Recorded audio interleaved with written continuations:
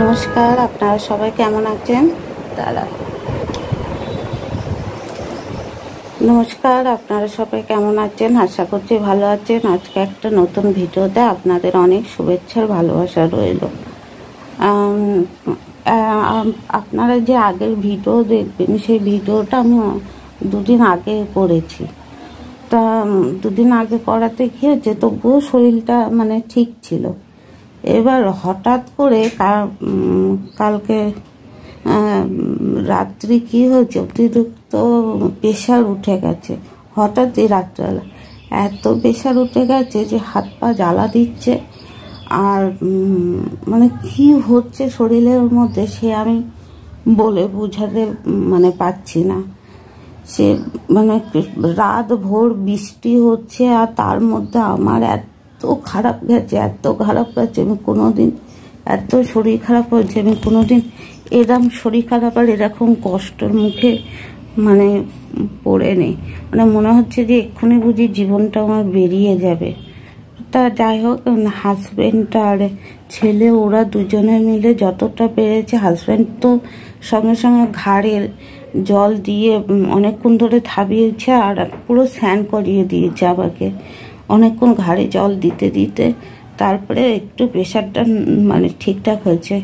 তা সেই সময় মনে হচ্ছে যে আমি আর মনে হয় সকালে আলো দেখতে পারবো না। মানে মনে হচ্ছে এক্ষুনি বুঝি আমার জীবনটা বেরিয়ে যাবে।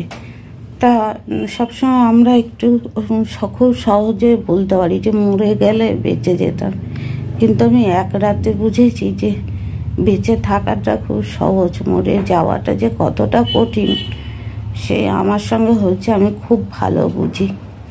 তা যাই হোক, আমি সারা ভিডিওতে না ভয়েস রেকর্ড করতেই পারলাম না। শুধু অনেক দিন ধরে ভিডিও দিই না, আর যে ভিডিওগুলো আমি আগে তুলে রেখেছিলাম সেই ভিডিওগুলো দিয়েছি, সেই ভিডিওতে আমি কিচ্ছু ভয়েস রেকর্ড করতে পারছি না।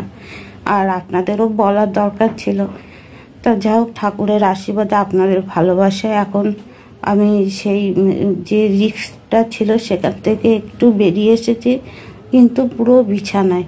আমার চোখ মুখ দেখলে হয়তো বুঝতে পারবেন, পুরো বিছানায়, মাথা তুলতে পারছি না, কিছু খেতে পারছি না, মানে মুখে কিছু ভালো লাগছে না, শুধু একটু জল, তাই কোনো রকম একটু খাচ্ছি। তা কি বলবো, কথাটাও বলছি খুব কষ্ট করে। তা আমি আপনাদের ভালোবাসায় খুব তাড়াতাড়ি সুস্থ হয়ে যাব। সুস্থ হয়ে যাওয়ার পরে নতুন সুন্দর ভিডিও আপনাদের সঙ্গে আমি শেয়ার করব। তাহলে আজকের ভিডিও আমি এখানে এন্ড করলাম। আর ভিডিও যেমন হয়েছে আপনারা একটু মানিয়ে নেবেন।